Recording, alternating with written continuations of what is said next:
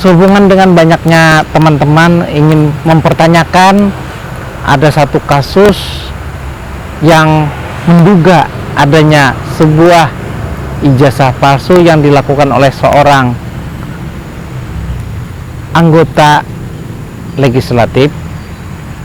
Perlu di sini saya sampaikan bahwasanya hal tersebut saya sudah mengetahuinya sejak lama, tetapi masih dalam proses penelitian. Berawal dari informasi dari sebuah media yang mana mengkonfirmasi kepada saya terkait adanya seorang anggota senator terindikasi berijazah palsu. Pada saat itu saya hanya menjawab hal tersebut belum tentu kebenarannya. Saya bertanya dari mana informasinya. Informasi diberikan ternyata dari orang mengaku adalah internal dari DPD. Tersebutlah nama seorang sekretariat jenderal yang memberikan informasi. Tetapi saya tidak begitu saja percaya, karena ini hanya klaim dan yang bersangkutan hanya menelpon. Saya masih curiga belum tentu kebenarannya orang sekretariat itu bercerita kepada media tersebut. Nah, dari informasi tersebut saya mencoba melakukan klarifikasi dan minta informasi dengan staf yang bersangkutan. Setelah saya nyatakan bahwasanya ada informasi, ada pihak yang ingin mempermasalahkan ijazah yang bersangkutan, tetapi malah dijawab oleh staf tersebut bahwasanya Bapak tidak masalah. Kenapa? Alasannya Bapak sudah mengganti ijazahnya, tidak menggunakan ijazah tersebut. Jadi ada informasi anggota legislatif ini mengganti ijazahnya, tidak lagi menggunakan ijazah yang pernah digunakan pada tahun 2019. Setelah mendapatkan informasi bahwasanya yang bersangkutan mengganti ijazahnya, kemudian saya ingin tahu.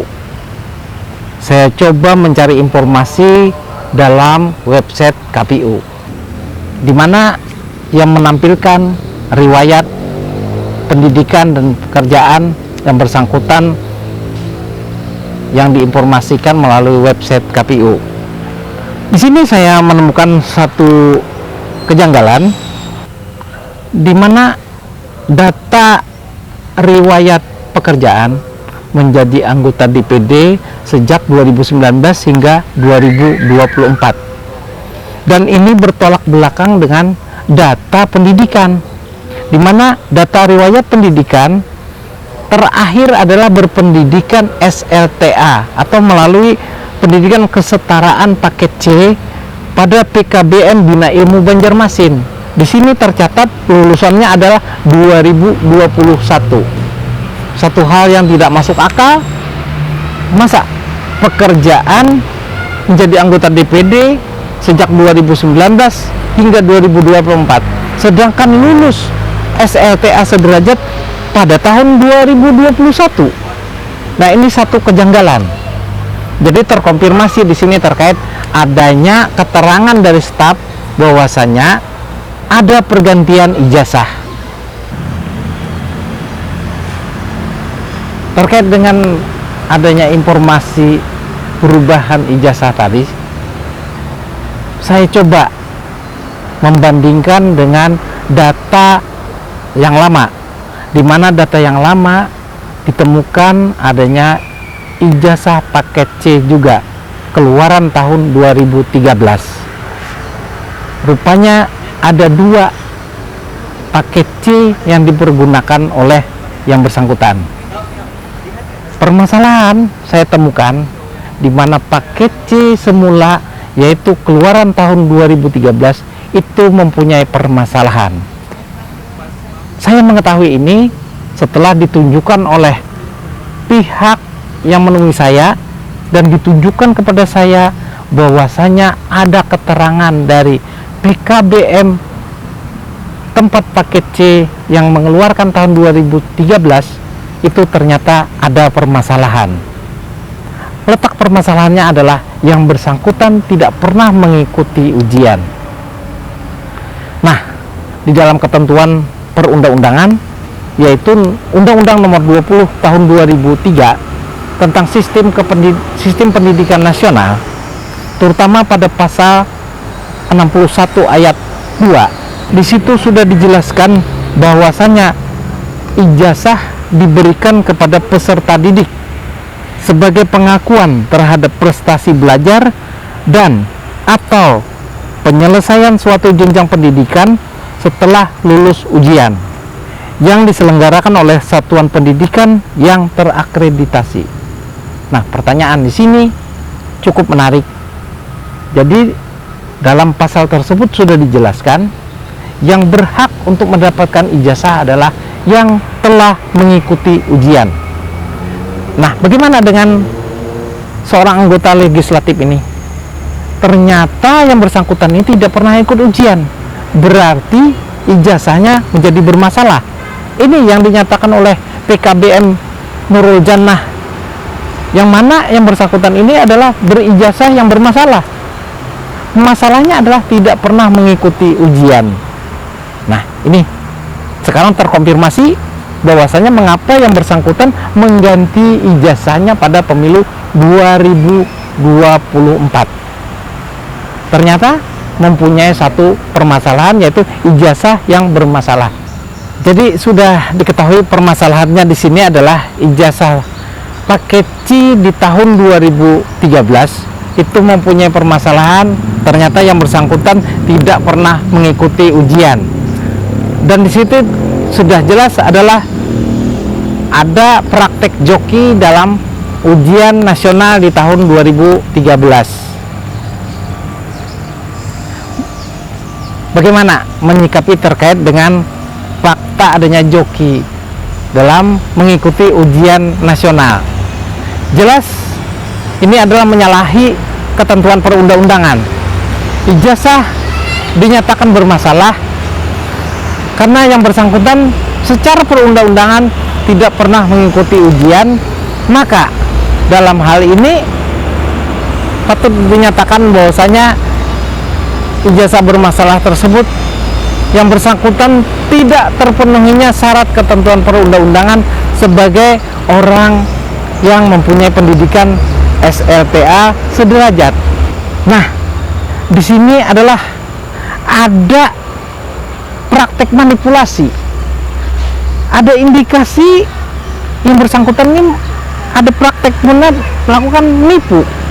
Mengapa yang bersangkutan sudah tahu tidak pernah ikut ujian, mengapa menggunakan ijazah yang tidak sah tersebut dipergunakan sebagai syarat peserta pemilu? Dari hasil joki maka terbitlah ijazah.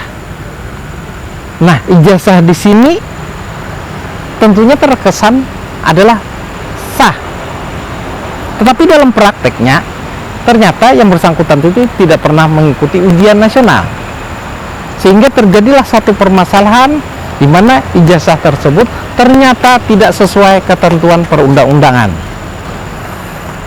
Sebuah ijazah tentunya menimbulkan satu hak, di mana hak daripada penggunaan ijazah itu adalah dapat mendaftar sebagai peserta pemilihan umum, dapat juga sebagai pelamar pekerjaan tertentu.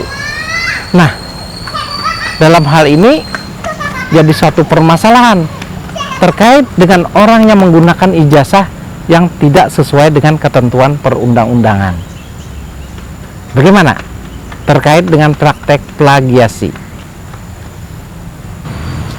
Terkait dengan praktek plagiasi, apakah di situ terjadi pemalsuan?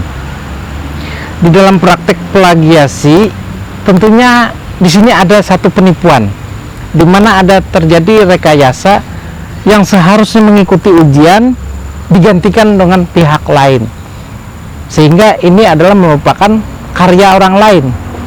Nah, disinilah terjadinya suatu kejahatan.